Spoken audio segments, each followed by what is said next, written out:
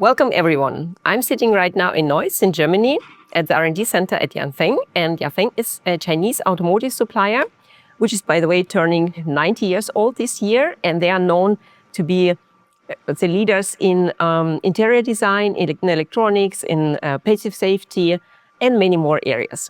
And I have an unbelievable opportunity to sit together with some of the Yanfeng leaders and to ask some behind the scenes questions about trends and innovations. So, Patrick, let's start with you.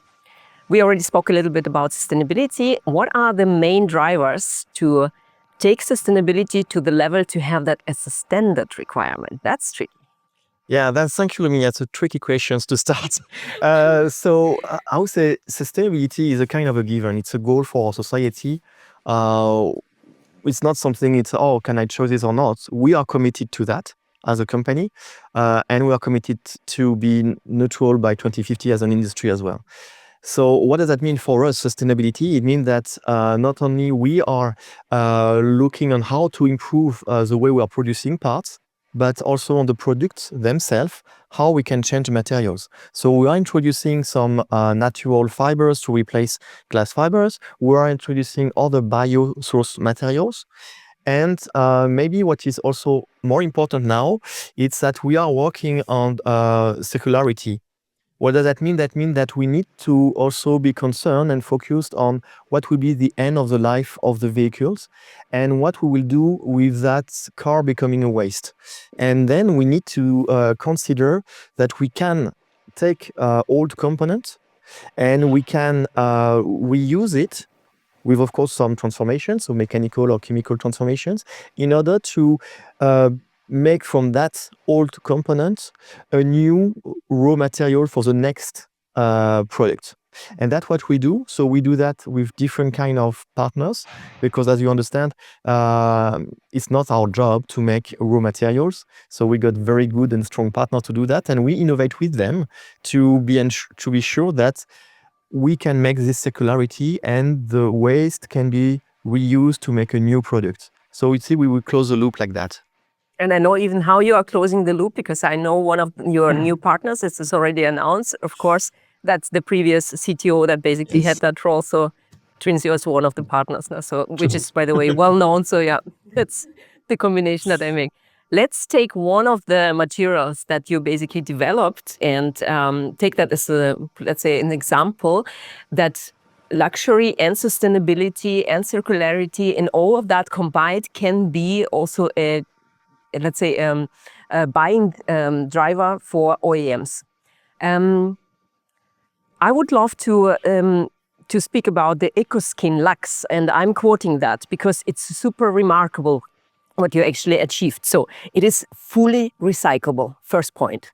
So then it is outperforming traditional materials, meaning it has 20 to 50% greater softness, and it has up to 100% higher translucency.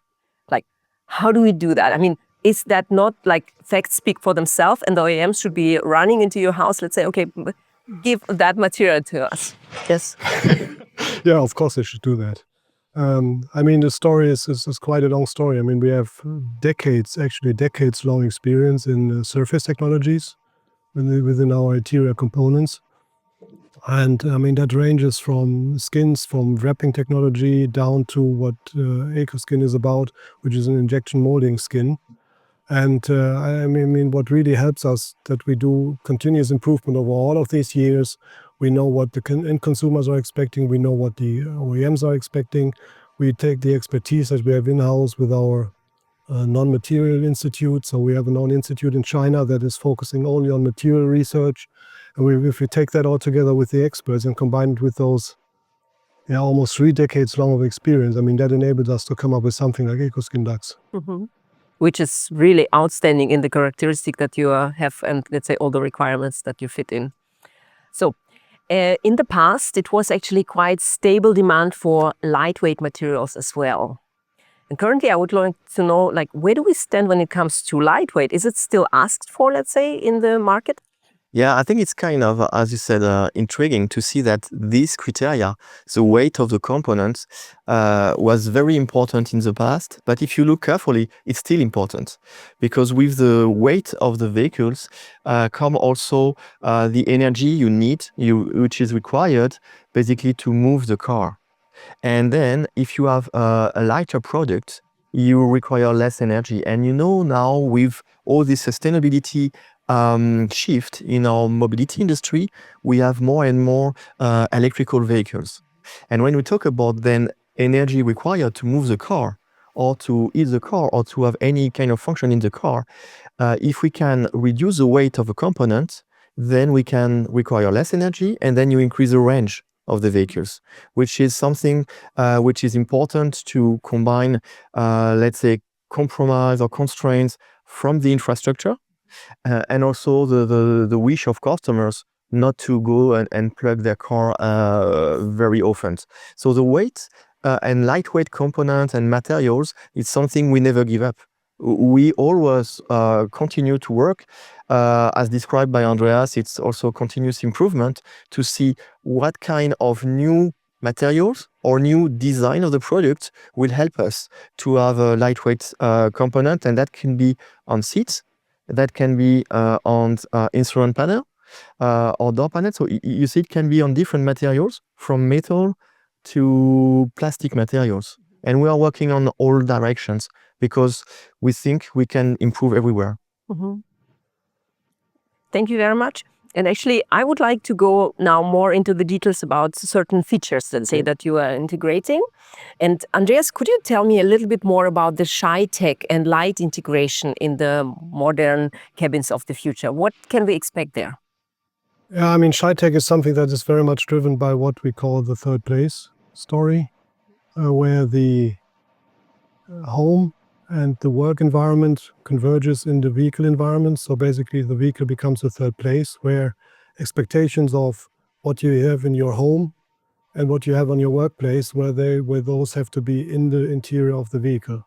So that basically creates a challenge, as of course when you have like requirements like relaxing, gaming, working, just spending your time in a different way than you would normally do it by just driving your car.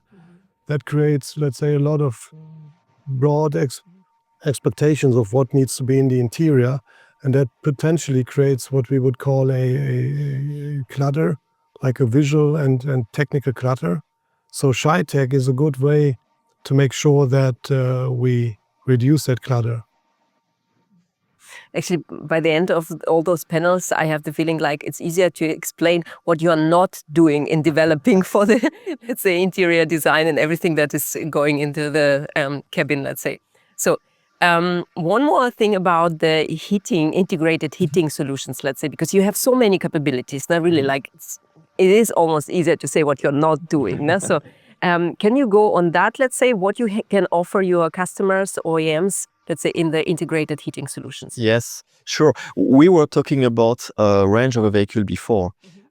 Heating for an electrical vehicle is also an interesting challenge because very difficult to achieve a nice heating comfort when you are in the winter and when you are in electrical vehicles because you consume a lot of your battery. So basically we worked on some heating integration into our materials to provide what we call a radiant heating.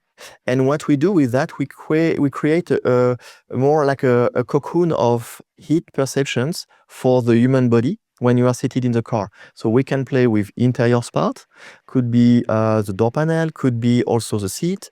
For the driver, we are also playing with the steering wheel, and we have some heating function on steering wheel, which is not new, but what is new is the way we integrate that with also other innovations that will be required for automobile autonomous driving level 3, level 4. So we are combining different kind of sensor with these heating functions, because what is important for the end user is basically not really the temperature we provide. What is important for the end user is the perceptions of an heating comfort. And when you are in a winter like today, and it can be cold, then you enter in your car, what is key is that we can create this time to the sensation of a good comfort very fast. So that's the purpose of our innovations, to create all this heating area closer to the body, so that for a premium car, you have very fast these sensations of heat, the right temperature, even if basically we are not putting the whole car at 20 degrees C, for example. Now I'm quite intrigued, and I have to ask you back basically, like, did I get it in the right way that I could have, let's say, the wish for 25 degrees and my partner could sit next to me and have the wish for, I don't know, 28, 30 degrees or something like that? Would that work? Exactly, that's the point of personalizations. And when we have some device or surfaces which are heating close to your body, you can decide which temperature you want to have in the front for the driver or the passenger. Same thing for the rear. And above that, what is important is, even if in your mind you like 25 degrees C, because you put that at home or whatever, or you love that, even if we provide you something which will be 18 degree or 19 degree, because outside it was minus 10 degree, you will have the perception, oh, I am in a 25 degrees C environment, and I'm happy to drive that, you know? So it's also this cognitive approach that we are working on. So mindset is everything. Also, Yes. their perception is Exactly. winning. So, and now, Andreas, a question for you, because you have so much experience also bringing innovation to the production level. So some innovations make it to the production level, others don't, and they stay as a concept. So what do you do to increase that success rate? I mean, generally, if you have successful innovation that caters to a broad range of requirements, so it fulfills end consumer needs down to some more commodity items like cost, weight down, more sustainability. So you have to cover that broad range. So what we do is that we put exceptionally focus on making sure that all these aspects are met, and then you have a successful innovation. I mean, sometimes innovations that don't make it are failing on 1 or 2 or 3 or 4 of these columns or dimensions, how we call them, to fulfill the requirements. I mean, factually also is that we talk about an innovation funnel. I mean, we talk about a lot of ideas in the beginning, and then those go through filters, through gates. We review those. The requirements are put against what we have as facts, and then basically we filter out innovation. So literally, only a fraction of the innovations that we start working on will make it to the end, and that's quite normal. I mean, what we do is that we keep on working closely within our interdisciplinary team to make sure that all these columns are met and that all the requirements of an innovation are met. And then we have to see. I mean, also what we have is that sometimes ideas really don't make it because you have like contradictions. Sometimes you have an idea that is really cool from an end consumer perspective, but it's commercially not viable. Or sometimes it's something that is commercially viable, but it's not as attractive to the end consumer or to the OEM as we thought.